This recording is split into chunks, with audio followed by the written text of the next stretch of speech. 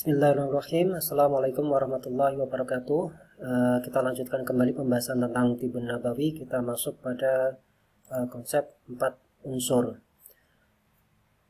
4 unsur itu adalah ada unsur panas, ada unsur dingin, ada unsur kering, kemudian ada unsur lembab.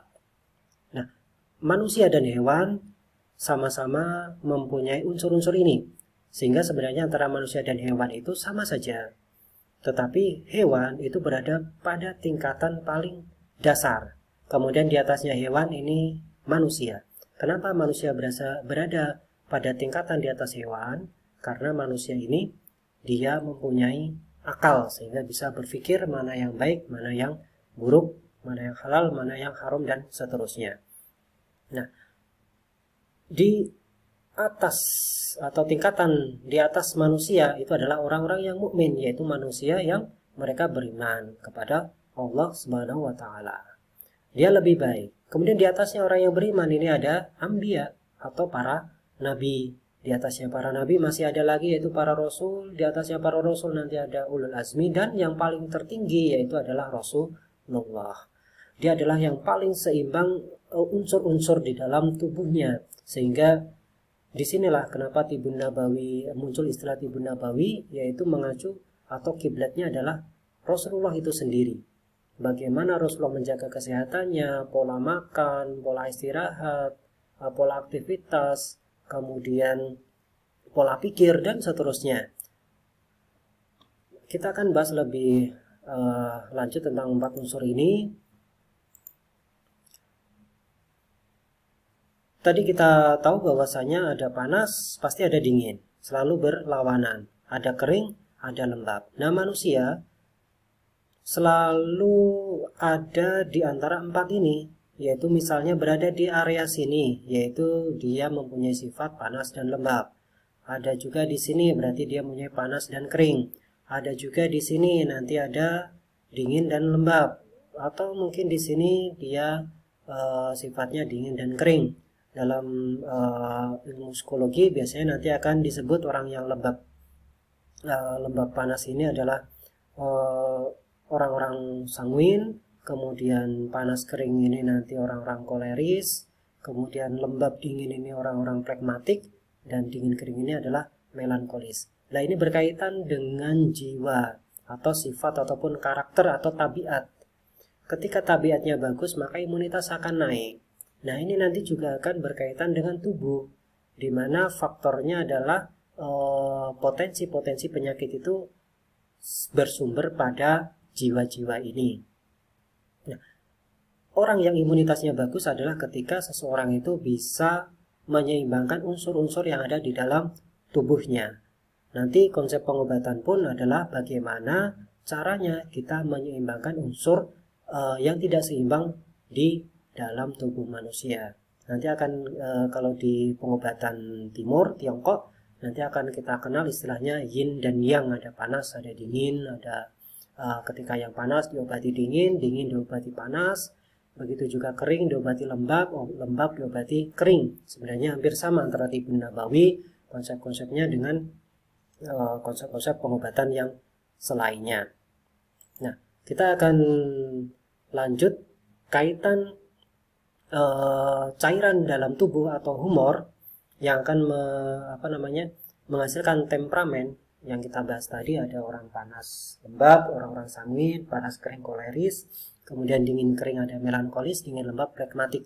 Maka orang-orang ini secara fisiknya nanti pun mempunyai potensi kelemahan pada organ-organ tertentu. Misalnya panas lembab, maka dia punya kelemahan pada organ jantung.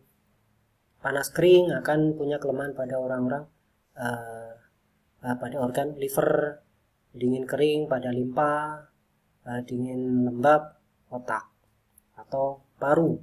Sehingga orang-orang yang contoh misalnya ini ya, orang-orang yang sering mengalami sumbatan pada pembuluh darah jantung, misalnya angina pectoris, atau orang umum bilang ada angin duduk, itu biasanya orang-orang dengan tipe jiwa tempernya, cairan tubuhnya atau humor itu berupa panas dan lembab. Orang-orang yang sering mengalami penyakit hepatitis misalnya, maka biasanya orang tersebut adalah panas kering. Orang yang sering mengalami masalah lambung, MAH dan seterusnya, biasanya orang-orang dingin, kering. Orang-orang yang sering mengalami masalah pada paru-paru, ya mudah pilek, ya flu, pagi-pagi bersin-bersin, kemudian hafalannya kurang bagus, biasanya adalah orang-orang dengan tipe dingin dan lembab. Nah, orang zaman dahulu mendiagnosa temper orang adalah dengan melihat wajahnya, ya, dengan melihat wajahnya. Ada ciri-ciri khusus terkait dengan temper yang bisa kita lihat dari wajah. Contohnya misalnya orang dengan bentuk seperti ini. Ini adalah orang-orang tipe phlegmatik, yaitu jidatnya nonjol, ya, nonong gitu, kemudian halus dan bibirnya terkesan senyum. Maka ini adalah tipe-tipe orang yang phlegmatik. Maka orang-orang seperti ini dia cenderungnya akan mengalami kelemahan pada paru-paru. Kemudian orang dengan bentuk wajah seperti ini yaitu tipe-tipe orang koleris, yaitu jidat cenderung ke belakang, ya, lebar ke belakang, kemudian ada kerutan di kerutan di jidatnya, dan wajah mulut senyumnya cenderungnya ke bawah, ya, kayak orang cemberut. Nah, ini dia akan bermasalah di area liver. Kemudian orang-orang dengan wajah seperti ini, sanguin, jidatnya ke belakang tapi halus, kemudian mulutnya terkesan senyum, maka ini orang-orang dengan tipe sanguin, ya, tipe panas dan lembab, maka sering mengalami masalah pada jantung. Dan yang terakhir adalah orang dengan bentuk wajah seperti ini, jidatnya nonjol tetapi dia berkerut dan mulutnya terkesan ke bawah atau cemberut, ya. Maka ini merupakan ciri-ciri wajah dengan temper melankolis. Ya, biasanya dia sering bermasalah pada area lambung, mengalami dispepsia ataupun MAH, GERD dan seterusnya. Nah, secara umum kalau kita lihat bagan wajah itu seperti ini, ya, ada yang seakan-akan seperti orang galak, ini adalah koleris, ini senyum, ini sanguin.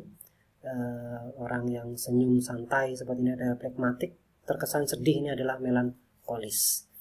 Semuanya punya kelebihan dan juga punya kekurangan, sehingga kita bisa maksimalkan kelebihan masing-masing tipe ini, dan juga kita bisa ubah setiap kekurangan pada diri masing-masing.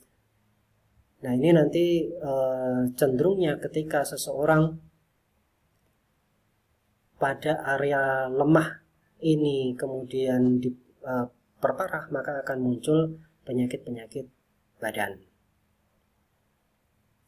Ini kurang lebih yang bisa kita sampaikan pada konsep 4 unsur. Mungkin bisa dicoba untuk melihat wajahnya masing-masing, kira-kira cenderungnya masuk ke